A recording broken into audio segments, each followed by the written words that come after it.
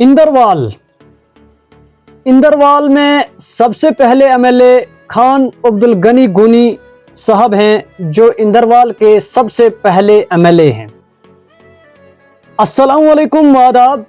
आज हम इंदरवाल जो कॉन्स्टिट्यूंसी है, इंदरवाल को स्टार्टिंग से लेकर 2024 तक, यानी जब से इंदरवाल इस्टेब्लिश्ड हुआ है, इंदरवाल कॉन्स्टिट्यूंसी बनाई गई है, तब से लेकर 2024 तक कौन कौन से एमएलए जो है इस इंदरवाल का रहा है और इस इंदरवाल में कौन कौन सी पार्टी ने हुकूमत की है, इसके बारे में आपको पूरी इंफॉर्मेशन देंगे। आई होप कि आपको आज की ये वीडियो बहुत ही अच्छी लगेगी। अगर वीडियो अच्छी लगे तो शेयर करें अपनी प्रोफाइल पे और अपने हमारे इस पेज को फॉलो जरूर करें और वीडियो को एक लाइक करें और कमेंट जरूर करें। सबसे पहले इंदरवाल एक कॉन्स्टिट्यूंसी है जो उधमपुर के लोकसभा जो कॉन्स्टिट्यूंसी हमारी आती है वो उधमपुर आता है, और उधमपुर में ही जो असेंबली कॉन्स्टिट्यूंसी है वो इंदरवाल है, इंदरवाल 48, जिसके प्रेजेंट इस समय जो एमएलए है, मेंबर ऑफ लेजिस्लेटिव असेंबली, वो है श्री प्यारेलाल शर्मा साहब। अब हम बात करेंगे सबसे पहले इंदरवाल जो है कब इसे कॉन्स्टिट्यूंसी बनाया गया। इंदरवाल को 1967 यानी 1967 में सबसे पहले इंदरवाल कॉन्स्टिट्यूंसी को इस्टेब्लिश किया गया।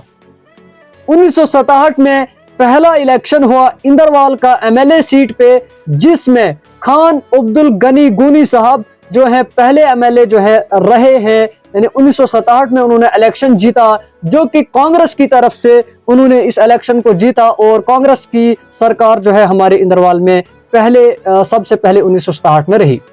उसके बाद 1972 में दूसरा इलेक्शन हुआ, जिसमें खान अब्दुल गनी गुनी फिर से जो है कामयाब हो गए। लगातार 2 बार वो जीत चुके इसी कॉन्स्टिट्यूंसी से, लेकिन इस बार उनकी पार्टी जो थी वो एनसी थी, यानी नेशनल कॉन्फ्रेंस थी। उन्होंने नेशनल कॉन्फ्रेंस ज्वाइन की थी और 1972 में उन्होंने फिर से इलेक्शन जो है जीत लिया। उसके बाद जो तीसरा इलेक्शन इंदरवाल कॉन्स्टिट्यूंसी में हुआ वो 1977 में हुआ, जो कि शेख गुलाम मोहम्मद ने इलेक्शन को जीता, जो कि कांग्रेस की तरफ से लड़ रहे थे, और उन्होंने इस इलेक्शन को जीता 1977 में। उसके बाद चौथा इलेक्शन 1983 में हुआ, वो भी शेख गुलाम मोहम्मद साहब ने ही जीता, और कांग्रेस की तरफ से ही वो इस बार भी जो है इंदरवाल कॉन्स्टिट्यूंसी पर राज करते थे। उसके बाद 1987 में जो है 5वां इलेक्शन हुआ, जो कि इस समय जो है शरीफ नेज जो है उन्होंने जो है शेख गुलाम मोहम्मद को हराकर इस सीट पे कब्जा किया, मतलब इस सीट को जीत लिया, जो कि नेशनल कॉन्फ्रेंस यानी एनसी की तरफ से उन्होंने जीत हासिल की। उसके बाद 1996 में भी 1996 में काजी जलालुद्दीन ने भी एनसी की तरफ से लड़ा और वो भी जीत चुके, लेकिन शरीफ नाइज जो है इस बार हार चुके थे। उसके बाद हम 2002 में इलेक्शन हुआ। 2002 में गुलाम मोहम्मद सरूड़ी ने इलेक्शन जीता, और गुलाम मोहम्मद सरूड़ी जो कि इस समय भी जो है मतलब रनिंग में थे प्यारेलाल शर्मा साहब के साथ में, जो इलेक्शन जो है उन्होंने कैंपेन किया उसके साथ लड़ा, उन्होंने मुकाबला किया। तो गुलाम मोहम्मद सरूड़ी जो है 2002 में पहली बार एमएलए सीट जीत जाते हैं, जो कि इंडियन नेशनल कांग्रेस यानी कांग्रेस की तरफ से उन्होंने इस सीट को हासिल किया और अपनी जीत 2002 में हासिल की गुलाम मोहम्मद सरूड़ी साहब ने। उसके बाद 2008 में इलेक्शन होता है। इस बार भी गुलाम मोहम्मद सरूड़ी जो है अपनी सीट को जीत जाता है, और कांग्रेस की तरफ से ही वो जो पार्टी उनकी थी वो कांग्रेस ही थी, और कांग्रेस की तरफ से ही फिर से 2008 में भी वो जीत जाते हैं। उसके बाद एक और इलेक्शन होता है जो 2014 में होता है। उस समय भी गुलाम मोहम्मद सरूड़ी जो है इस सीट को जीत जाते हैं, और कांग्रेस की तरफ से ही ये सीट जो है फिर से एक बार गुलाम मोहम्मद सरूड़ी को, यानी लगातार 3 बार गुलाम मोहम्मद सरूड़ी जो है इस सीट को जीत जाते हैं एमएलए इंदरवाल कॉन्स्टिट्यूंसी से। और जो ये कॉन्स्टिट्यूंसी है, पहले ऐसे एमएलए है सरूड़ी साहब जो लगभग 3 बार लगातार जो है इलेक्शन जीते हैं इंदरवाल से। बाकी कोई भी ऐसा नहीं है, 2 बार तो रह चुके हैं, लेकिन 3 बार कोई भी एमएलए लगातार नहीं जीता है। उसके बाद 2024 में इलेक्शन, 2014 के बाद 2024 में सीधा 10 साल के बाद इलेक्शन होता है, जो कि इसी साल यानी अब तो 2025 है, 2024 में हुआ इलेक्शन, जो कि हाल फिलहाल में ही इलेक्शन हुआ, जिसमें श्री प्यारेलाल शर्मा साहब जो है गुलाम मोहम्मद सरूड़ी साहब को हराकर इस सीट को हासिल कर लेते हैं, जो कि इस समय उस टाइम जो है इंडिपेंडेंट लड़ रहे थे, यानी किसी पार्टी की तरफ से प्यारेलाल शर्मा साहब नहीं लड़ रहे थे, लेकिन बाद में उन्होंने नेशनल कॉन्फ्रेंस जो है ज्वाइन कर ली। अब हम आते हैं मेन मुद्दे पे। अब हम छोटी सी बात करते हैं कि वोटर्स यानी इंदरवाल कॉन्स्टिट्यूंसी में 1967 से लेकर 2024 तक कितने कितने वोटर्स रहे हैं।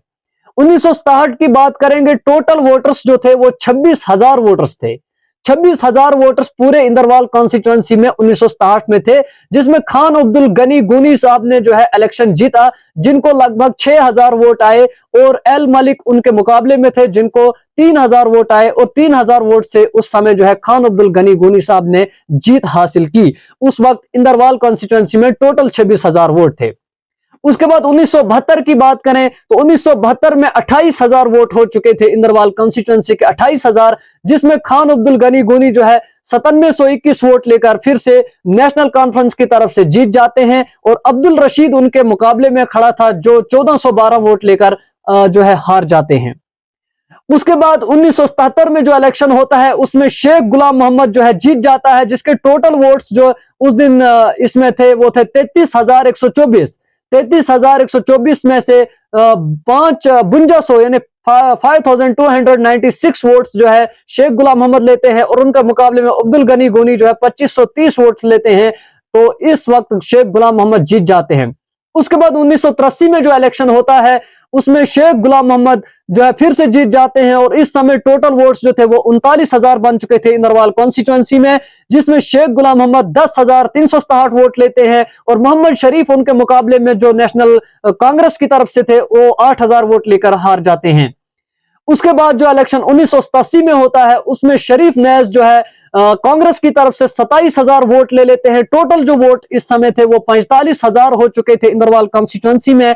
45,000 में से शरीफ नाइज जो है वो 27,000 वोट हासिल कर लेते हैं, और शेख गुलाम मोहम्मद सिर्फ 1,000 वोट हासिल करते हैं उस समय, और इस इलेक्शन को हार जाते हैं। उसके बाद 1996 की बात करें, 1996 में काजी जलालुद्दीन जो है 11,097 वोट लेते हैं। टोटल वोट्स जो रजिस्टर थे इस समय 49,000 यानी 49,066 वोट्स जो है रजिस्टर्ड थे। बात करें हम 1996 की, और गुलाम मोहम्मद सरूड़ी जो है काजी जलालुद्दीन के मुकाबले में खड़े थे। सबसे पहला इलेक्शन सरूड़ी साहब का यही है 1996 में, और 11,000 वोट जो है काजी जलालुद्दीन लेते हैं, और गुलाम मोहम्मद सरूड़ी इस समय 10,000 वोट ले लेते हैं, और काजी जलालुद्दीन 1,000 वोट से इस वक्त 1996 में जीत जाते हैं।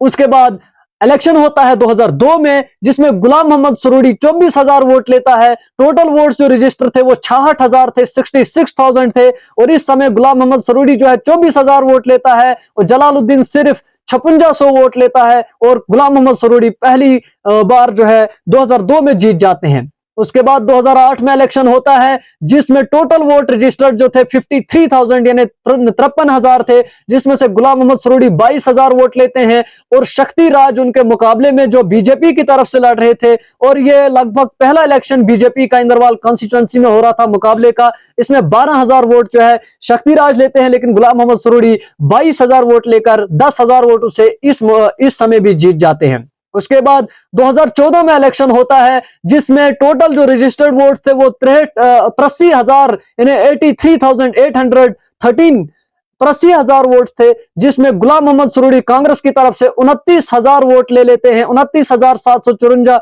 वोट्स ले लेते हैं। इनके मुकाबले में तारिक हुसैन कीन जो है बीजेपी की तरफ से 17,384 वोट्स लेते हैं, और इस समय गुलाम मोहम्मद सरूड़ी फिर से 10-11,000 वोट से जीत जाते हैं।